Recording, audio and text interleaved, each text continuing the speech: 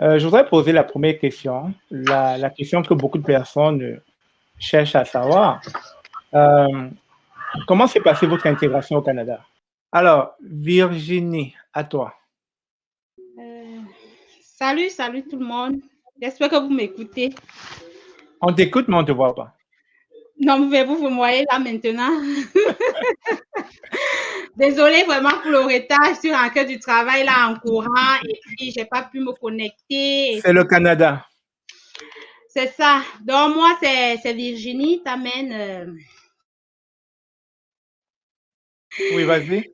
Je vais juste parler de mon intégration vite fait là. Hein. Moi, je suis arrivée au Canada en 2019. Ça fait 2 ans. Par le parrainage de mon époux. Lui, il est étudiant international ici.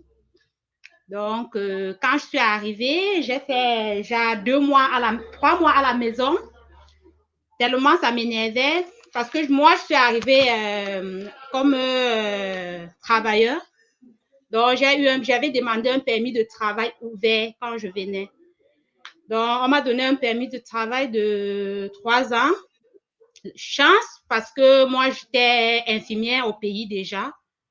Donc, quand je suis arrivée, après 3 mois, vraiment, ça m'ennuyait. Et je ne pouvais pas faire de formation parce que quand tu as un permis de travail, tu ne peux pas faire de formation. J'ai commencé à postuler. J'ai dit, de toute façon, ce qui est sûr, on va me prendre quelque part. Donc, j'ai commencé à postuler dans des résidences pour personnes âgées. Au bout d'un mois, on m'a prise dans une résidence. J'ai commencé. J'ai fait déjà 3 mois là-bas. Je travaillais juste les fins de semaine parce que mes enfants, eux, ils partaient à l'école. Je ne pouvais pas les laisser. Donc, je travaillais toutes les fins de semaine. Après, au bout de 4 mois, il me fallait maintenant réfléchir parce que, pardon, il fallait que je bosse dur. Il fallait que je travaille au moins 32 heures par semaine pour pouvoir demander la résidence au bout d'un an. C'est comme ça que je cherche un autre travail. Et puis, j'ai trouvé un autre travail de nuit, toujours dans une autre résidence. Mais entre-temps, j'ai fait des petites formations RCR, PDSB, parce qu'on demandait toujours. Heureusement, je l'ai fait et puis on m'a employé. J'ai fait 1 an dans cette résidence-là, le temps de cumuler les 32 heures par semaine qu'on me demandait. Et puis, en octobre de l'année dernière, j'ai pu déposer la demande pour mon CSQ et je suis en attente. Donc, pour moi, vraiment, l'intégration de façon générale, c'est un métier d'abord, comme c'est dans la santé, c'est un peu plus difficile, c'est différent du Cameroun. Il faut s'adapter à des nouvelles méthodes de travail. Donc, si tu es une personne qui n'aime pas le social, qui n'aime pas les humains, tu ne peux pas faire ça parce que c'est vraiment difficile. Préposer aux bénéficiaires, et c'est une bonne dose d'humilité. Si tu n'es pas humble, vraiment, tu vas rentrer chez toi tous les jours avec une grosse tête aigrie et tout et tout. Donc, c'est quelque chose, mais bon, c'est un chemin. Entre-temps, j'ai déposé mon dossier à l'ordre des infirmiers. Ils m'ont répondu déjà. Ils m'ont donné environ 7 mois de cours d'intégration pour pouvoir travailler ici comme infirmière. Donc, c'est déjà quelque chose parce que il y a beaucoup qui ne savent pas que quand tu arrives comme infirmier, tu as plusieurs ouvertures comme ceux-là. Tu n'as pas besoin de recommencer ta formation.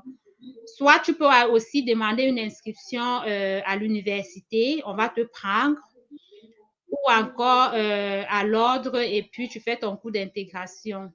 Donc, ce sont des paramètres vraiment à ne pas négliger parce que moi-même, quand je suis arrivée, je me disais, qu'est-ce que je vais faire? Est-ce que je vais recommencer les cours et tout et tout? Donc, j'ai commencé donc, à me renseigner.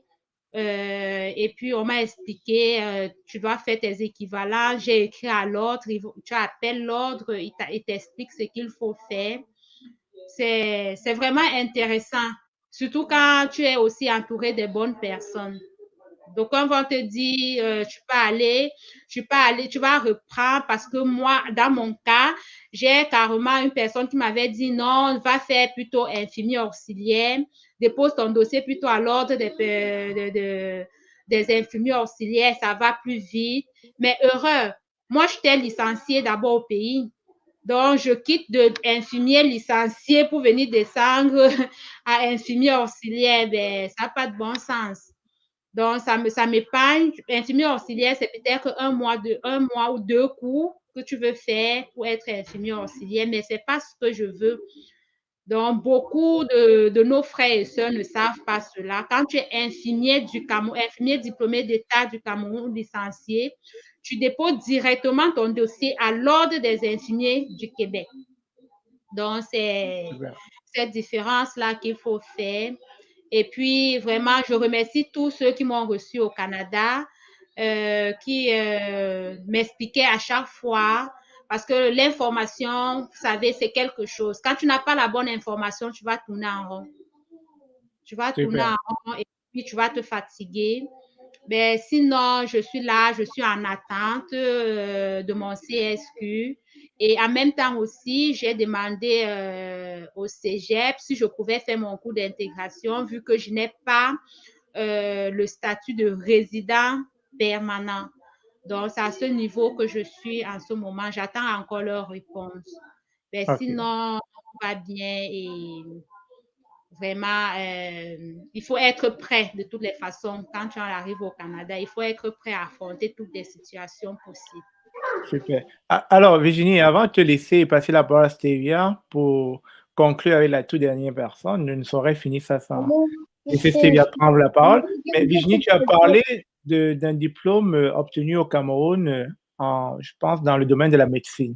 Alors, lorsqu'on arrive ici, pour pouvoir continuer à opérer dans ce domaine, il va falloir directement faire une équivalence au niveau de l'ordre, c'est ce que tu as dit? Il faut écrire à l'ordre et puis l'ordre va te donner, va te demander une liste de documents que tu vas fournir. Les équivalences de tes diplômes que tu fais, c'est au midi. Et ils prennent les équivalences faites par le midi. OK. Donc, après ça, tu vas payer les frais et après il y a une longue paperasse parce que l'établissement au pays doit remplir le programme de cours, envoyer tous les documents des stages parce que j'étais infirmière.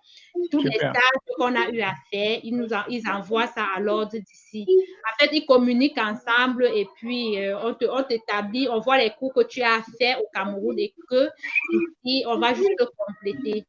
C'est pourquoi infirmier ici, c'est 3 ans, mais quand tu es infirmier diplômé quittant du Cameroun, tu fais juste 8 mois. Super.